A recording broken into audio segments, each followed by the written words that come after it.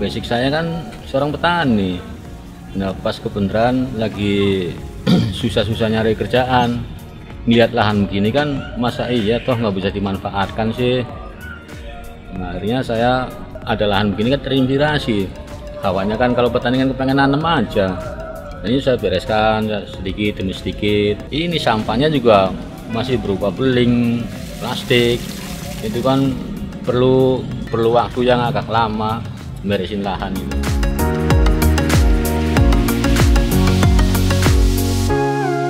Kita kan petani ya, kalau menanamkan harapannya kan dengan panen. Kalau panennya kita gembira dapat hasil, anak istri saya juga bisa makan hasil dari hasil pertanian itu.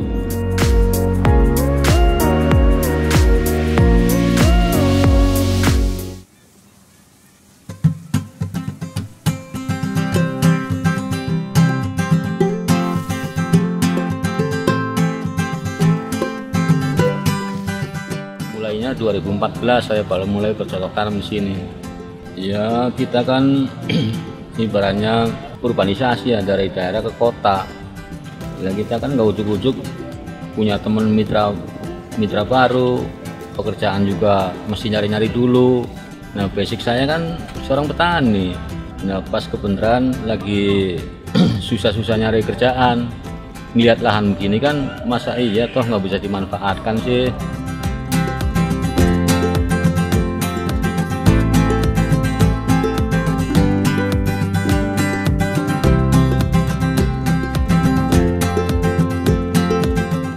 Saya coba dulu oyong dengan luas berapa meter, cuman kapasitasnya 150 pohon. Nah, sampai panennya sampai bagus.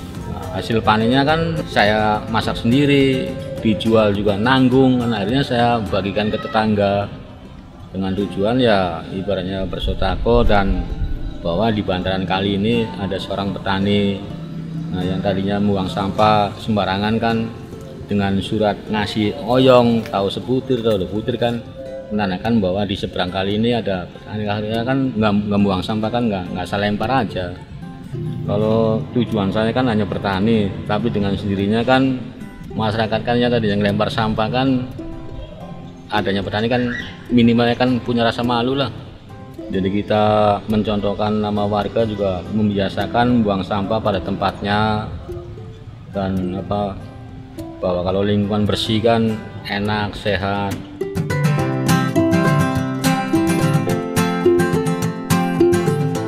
Pertamanya sih sampai 3.500 meter. Waktu tahun 2018 saya nanam lombok besar dan sampai keriting.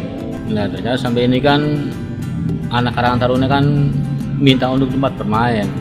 Saya konsultasi sama Pak Lurah, bagaimana nih Pak Lurah? Nah ternyata Pak Lurah mengizinkan. Jadi kan tetap saya Lurah mengizinkan, tetap saya ngalah untuk lapangan futsal anak-anak Karang Taruna. Ya, saat ini yang saya garap sih tahun 2020 ya hanya berapa meter loh, sekitar 1000 meteran. Selain itu ya kalau horti kan nungguin, misalkan habis cabai kan mesti diganti. Nah lagi saya mikirkan ini harusnya bagusnya tanaman apa. Tapi kita kan bulan depan kan Desember, perkirakan musim hujan, banjir. Bila kita ya off dulu, nunggu setelah selesai banjir baru kita mulai bercocok tanam lagi. Itu horti itu. Kalau tanaman bonsai kan bisa diangkat.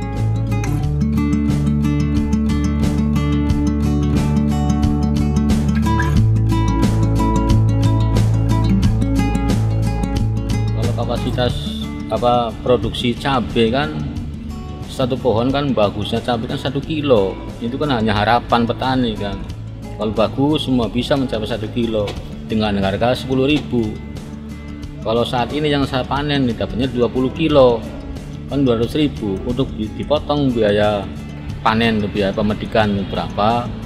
Nah, buat resiko ngopi sama ini juga merokok sama upah metik kan habis. Nah kalau buat menurut kebutuhan sehari-hari sih ya saya termasuk orang yang dibawa garis kemiskinan, tapi saya tidak berkecil hati sekalipun kehidupan saya begini. Saya bangga dirinya saya mencari makan dengan cara halal.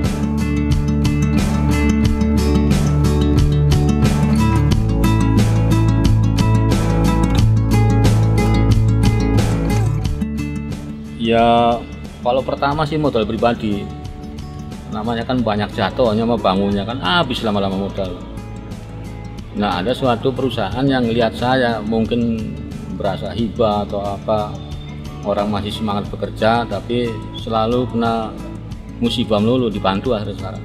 Dari pemerintah sendiri ya kita kan binaan dari Sudin KPKP Ketahanan Pangan Jakarta Pusat. Kalau misalkan saya kesulitan nyari bibit juga ya dibantu sama dia. Pak, Bu, saya butuh bibit ini, itu dipermudah sama dia, sama dari Sudin KPKP. Dan dibantu sama PT Indonesia Power.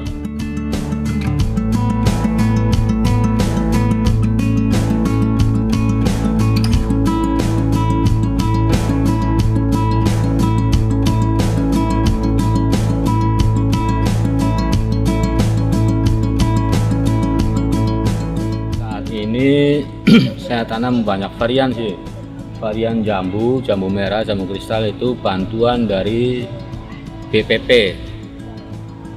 itu dari kementerian tuh. Kalau dari Sudin KPKP ya banyak juga kayak pupuk, kayak pestisida tuh dari Sudin KPKP. Bahkan yang sering nengokin saya kemari juga, yang sering ngamatin saya, yang rajin dari Sudin KPKP.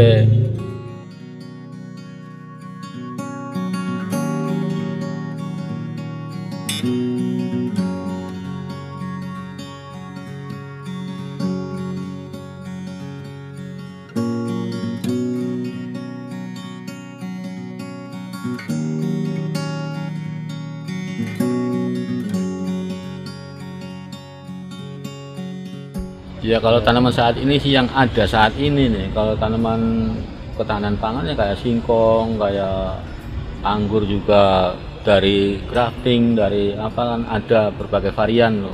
Dari anggur jubil, anggur ninel, anggur Scarlet Royal ada di sini.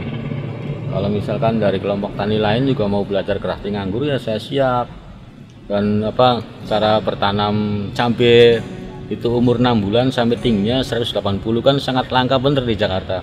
Kalau toh memang pemerintahan atau suku dinas memperhatikan, itu ada nilai plus nih buat tanaman saya nih. Cuman pada saat ini ya petani Jakarta ini masih penghobi, nggak memikirkan untung rugi. Ya beda, kalau kita kan petani bener-bener petani monoton lah, yang penting kita nanam harus untung bagaimana caranya. Itu bedanya basicnya itu. Ya ini juga saya pesan buat pemerintah yang memperhatikan urban farming nih, supaya benar-benar memicu semangat urban farming ini bagaimana teknisnya.